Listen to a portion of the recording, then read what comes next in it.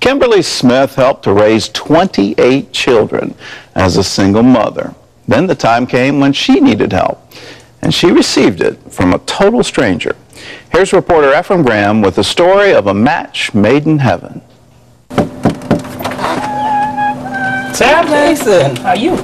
Jason Evans visits Kimberly Smith once a week and talks to her on the phone every day. But the Youngstown, Ohio residents were strangers 4 months ago. I have a great mom, but I really feel like I gained another mother through this, you know, and we have a special connection. There is an unbreakable bond between the 29-year-old husband and father of 3 and the 54-year-old single mother who's adopted 4 children and helped to raise 28 foster children.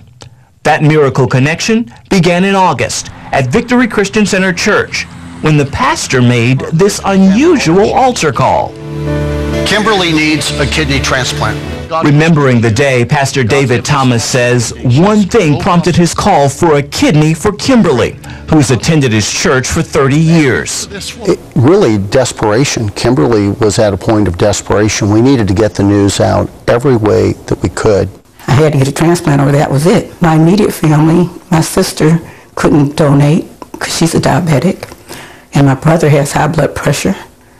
So I only have 2 siblings. Kimberly also had advanced diabetes and high blood pressure, which caused her kidneys to fail. Her situation was very serious. See, actually, if you have high blood pressure and diabetes, you want to preserve as much kidney function as you can. In 3 years, her doctor at the Cleveland Clinic performed 38 surgical procedures to administer dialysis and placed her on a priority list for a kidney donor.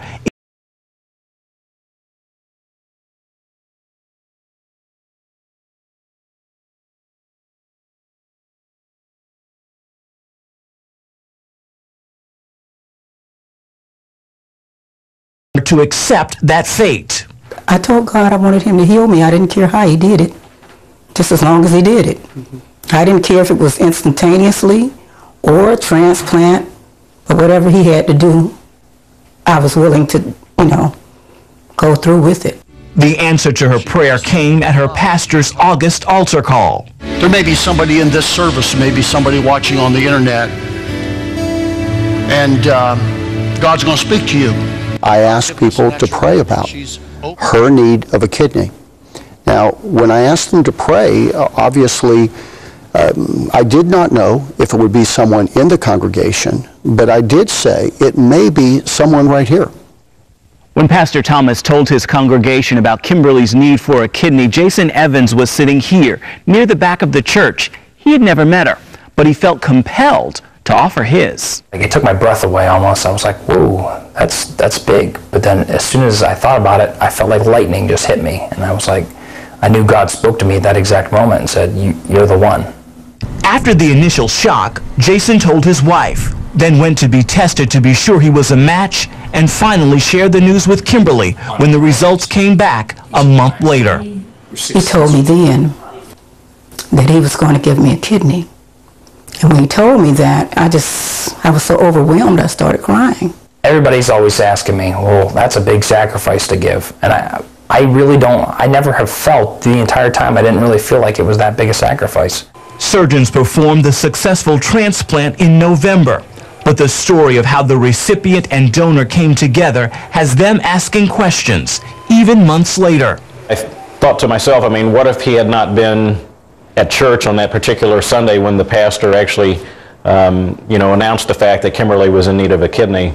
It kind of makes you think that there was divine intervention here in terms of the fact that Jason was there right at the right time.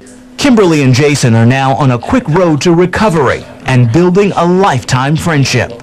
When God speaks to you like that, you know that you're supposed to do it, and you don't really feel like it's a sacrifice. You feel like you're just doing what you're supposed to do. I think he is amazing.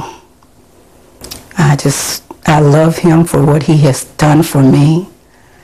But I think it goes far beyond that. He's a selfless person, and that didn't just happen. He's had to be like that for a long time. And we have a bond for life. Ephraim Graham, CBN News, Youngstown, Ohio.